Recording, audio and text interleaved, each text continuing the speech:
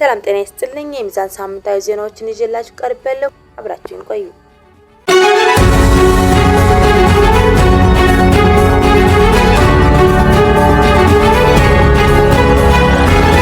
የጎሮ አምቢያ መስጂድ ኢማም መጅሊሱ ከኢማምነት እንዳገዳቸው ተሰማ።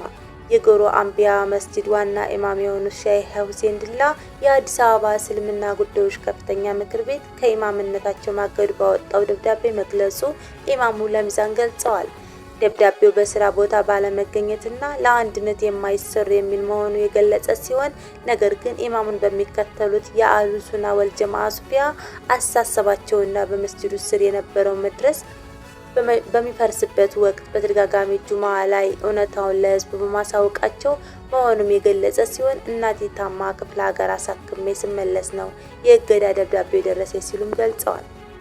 ኢማሙ በመጅሊሱ የወጣባቸው ደብዳቤ አስመልክቶ የግለሰቦች እንጂ ስራ አስፈጻሚ እንደማያውቀው ምክትል ፕሬዝዳንቱ አቀርባለሁ ማለታቸው የገለጹ ቢሆንም እስካሁን ምላሽ አለመሰጠቱ ገልጸዋል። የነጃሺ ሲምፖዚየም በአዲስ አበባ ሊዘጋጅ መሆኑ ተገለጸ።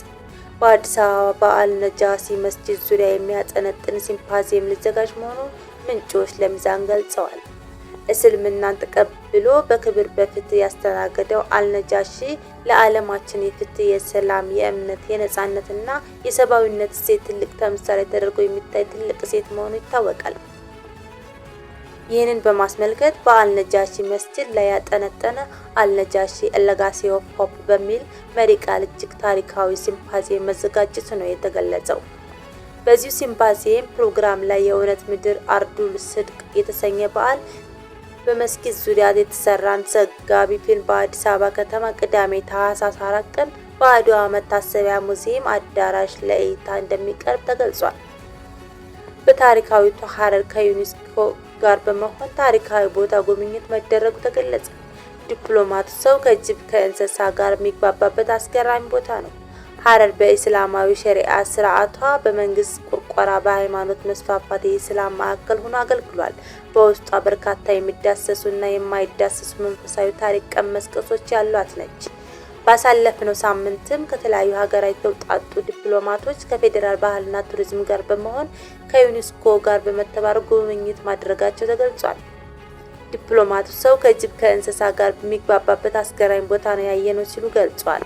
ይህ በእንዲህ ያለ ሐረር የቀደሙ የኤሚሮች፣ የኡጋዞች፣ የቃዲዎችና የሷሊዎች መገኛ መሆኗም ለየት የምትል ከተማ በመሆን ትታወቃለች።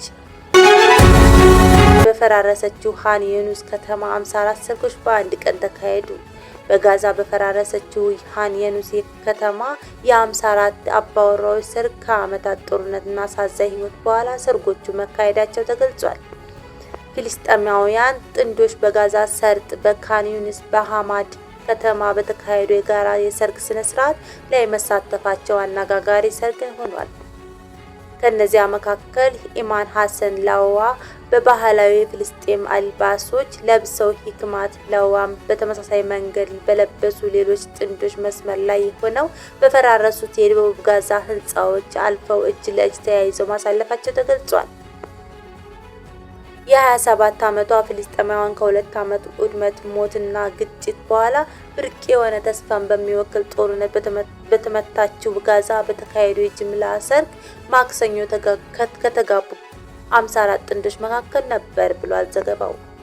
ጋብቻ የፈጸሙት ጥንዶች በፍልስጤም የተከሰቱት ነገሮች ሁሉ ቢኖሩም አዲስ ህይወት እንጀምራለን ያሉ ሲሆን ፈጣሪ ቢፈቅድ ይህ የጦርነት መጨረሻ ይሆናል የሚል ተስፋ እንዳላቸውም ገልጸዋል። ለሳምንት ለሚዛን ሚዲያ ያጠናከርኩላችሁ ዘገባዎች እነዚህን ይመስሉ ነበር። በቀጣይ እስክንገናኝ መልካም ሳምንት።